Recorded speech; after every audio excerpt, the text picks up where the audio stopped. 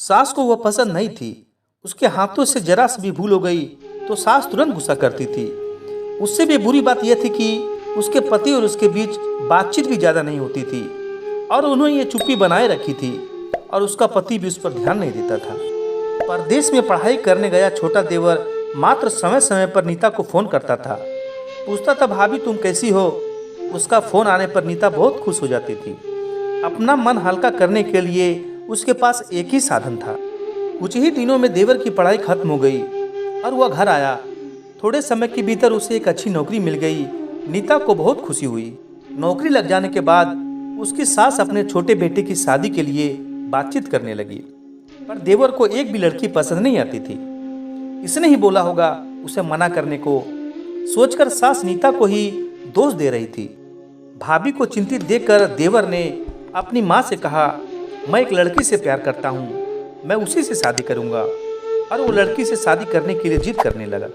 नीता ने कहा, देवर जी यह बात पहले बतानी चाहिए थी ना। नीता ने यह बात अपने पति के कानों में डाली। इस बात पर उसने थोड़ी किटपिट की, लेकिन लड़की देखकर वह भी तैयार हो गया।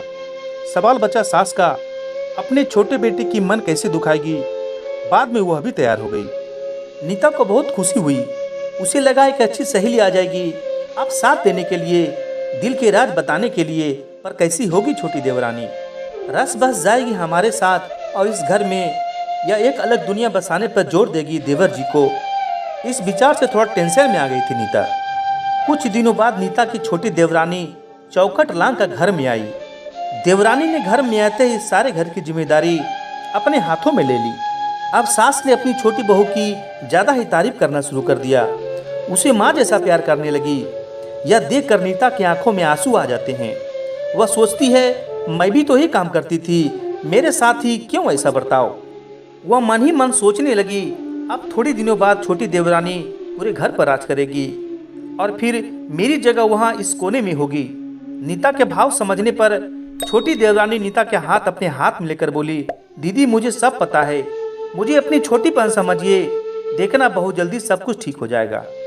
नीता की आंखों में आंसू छलकने लगे और वो अपनी देवरानी को गले से लगा ली। छोटी देवरानी ने पूरे घर की जिम्मेदारी तो ले ली, लेकिन कामों में कुछ न कुछ बार बार भूल करती थी। फिर देवरानी नीता के पास जाती और मदद मांगती थी। ऐसा रोज ही होने लगा। यह देखकर सास गुस्सा हो गई। मेरे रहते हुए वह छोटी बहू बड़ी बहू को क्यों पूछती रहती है। फिर सास भी रसोई घर में आकर काम शुरू करने लगी। धीरे धीरे वह छोटी बहू के साथ साथ अनजाने में बड़ी बहू से भी प्यार का बर्ताव करने लगी। प्यार से बोलने लगी, नए पदार्थ दोनों को खिलाने लगी, भूल समझकर समझाने लगी।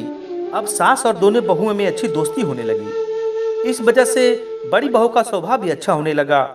उसके स्वभाव में खुलापन आ गया। वह खुश रहने लगी। सास भी दोनों के साथ कभी शॉपिंग तो कभी फिल्म देखने जाने लगी। वो अपनी दोनों बहुओं को समान प्यार करने लगी थी। इस वजह से घर का माहौल हंसता खेलता हो गया था। इसके अलावा अपने भाई और उसकी पत्नी की बॉन्डिंग देखकर नीता का पति भी उसके साथ अच्छा व्यवहार करने लगा। यह देखकर छोटी बहू बहुत खुश हुई। दीदी घर पर पहले आपका ही हक था, ऐसा बोलकर छोटी बहू ने पूरी घर की जिम्मेदारी अपने जेठानी को दे दी। साल भर में नीता के देवर को अच्छी वेतन और बड़ी पोस्ट पर प्रमोशन हो गया। अब छोटी देवरानी भी अपने पति के साथ परदेश जाएगी और फिर मैं अकेली रह जाऊंगी। इतना ही नहीं, इतने सालों बाद सास का व्यवहार जो इतने सालों बाद बदल गया था वह फिर से वही हो गया, तो इस विचार से नीता डर गई थी। देवरानी की नीता को इतनी आदत हो गई थी कि उसके बिना घर काटने को दौड़ने लगा। देवरानी की आ जाने से घर का माहौल बदल गया था। वह थी ही ऐसी खुश मिजाज और ऊर्जावान, जैसे कि नाम से ही पता चलता है। यहाँ देवरानी की हालत भी कुछ अलग नहीं थी। उसे दुख हुआ कि यदि यह रहना पड़ा तो उसे अपने पति से दूर रहना पड़ेगा।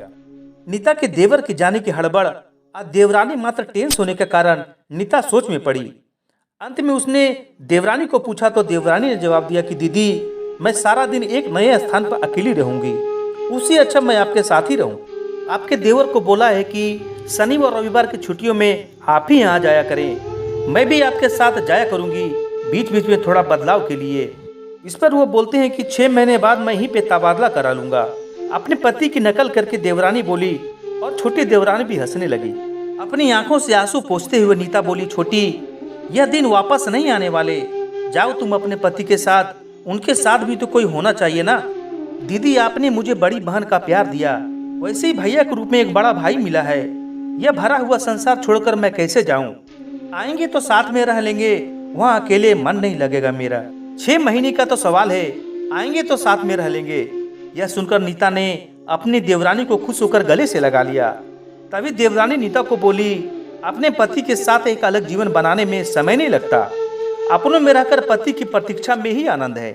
दोस्तों, दो अलग अलग घर और ससुराल से आने वाली युवा लड़कियां अपने नए घर के लिए सब कुछ करती है। पता नहीं चलता कि कब एक दूसरे की आदत हो जाती है। सच में देवरानी जेठानी का रिश्ता बहनों से कम नहीं होता। इस कहानी के बारे में आप लोगों की क्या राय है, कमेंट पे जरूर लिखिएगा और हमारे चैनल को सब्सक्राइब जरूर कर दीजिएगा। धन्यवाद।